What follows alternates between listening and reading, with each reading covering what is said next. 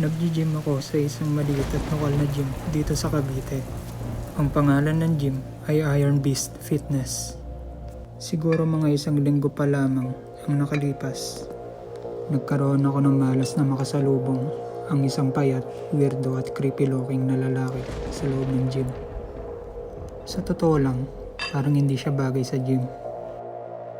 Naka-headphones ako noon habang nagbubuhat. Nang bigla ko siyang marinig na may sinasabi, pero malabo dahil sa music. Bad trip agad ako kasi alam naman ng lahat ang unwritten rule sa gym. Huwag ka makikipag-usap sa taong nagbubuhat pa. Tinapos ko muna ang set ko bago ko tinanggal ang headphones ko at tinanong siya kung may kailangan ba siya. Bigla siyang nagkunwaring parang pamilyar daw ako sa kanya. Pero alam ko agad na nagpapaka-close lang siya at naghahanap ng kausap. Sinabi ko na hindi ko siya kilala pero ayaw niya pa rin tumigil sa pagkwento.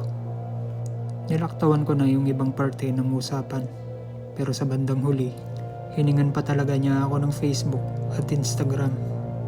Ewan ko ba kung anong pumasok sa isip ko at binigay ko. Imbis na sabihin ko, pre, nagwo-workout ako o kaya wala akong social media. Pero ayun, binigay ko. Matapos kong ibigay, sinabi ko na kailangan ko nang ituloy ang pagwo-workout ko. Sa wakas, nagets naman nito na may ginagawa ako at umalis din siya. Pero bago siya tuluyang umalis, 3 beses pa siyang nagpaalam. Parang baliw. Pag-uwi ko, nag-notify yung phone ko.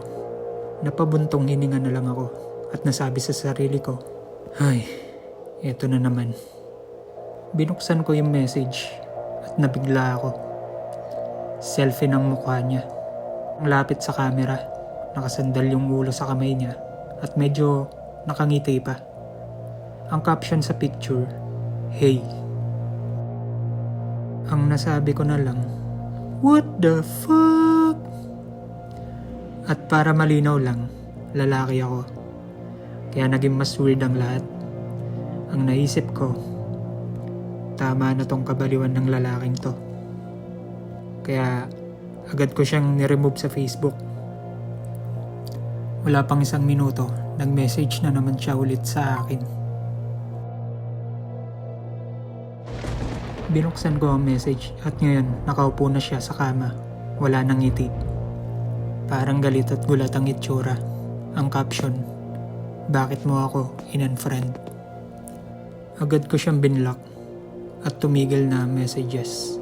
Nilapag ko ang phone ko sa desk at huminga ng malalim. Pero makalipas ang kalahating oras, may notification na naman. Binuksan ko ang message at ang picture harapan ng bahay ko. Ang caption, sagot ka bitch. Nanlamig ako. Una kong naisip, paanong nahanap nito yung bahay ko. Tapos naalala ko, may pinas nga pala akong picture na may kasamang address ng bahay ko. Siguro nakita niya yun at natrack niya ako bago ko siya ma-unfriend. Pinilit kong lakasan ng loob ko. Binuksan ko yung bintana para silipin kung may tao sa labas. Wala akong nakita, kaya sinara ko ulit ang bintana at blinds. May kumakatok sa bintana. Huminga ako ng malalim at sa isang mabilis na galaw, binuksan ko bigla ang blinds at bintana at hinila ko siya sa kanyang leeg papasok ng kwarto ko. Sinuntok ko siya ng ilang beses hanggang mawalan siya ng malay. Saka ako tumawag ng 911. Pagdating ng mga pulis, gising na ulit siya at nagsisigaw. Sinisigawan ako. Nagbabanta pa na babalikan daw niya ako at papatayin. Narinig ng mga pulis lahat. Hindi ko na kailangan magpaliwanag. Buti na lang at sakto ang timing. Kakalipat ko lang ng bahay sa ibang probinsya ilang araw matapos ang insidenteng yun. Ang tanging iniisip ko ngayon, ayoko nang gumawa ng bagong Facebook account. Pero sa tuwing may nag-add sa akin na hindi ko kilala, hindi ko na alam kung yung batang weirdo na naman ba yun.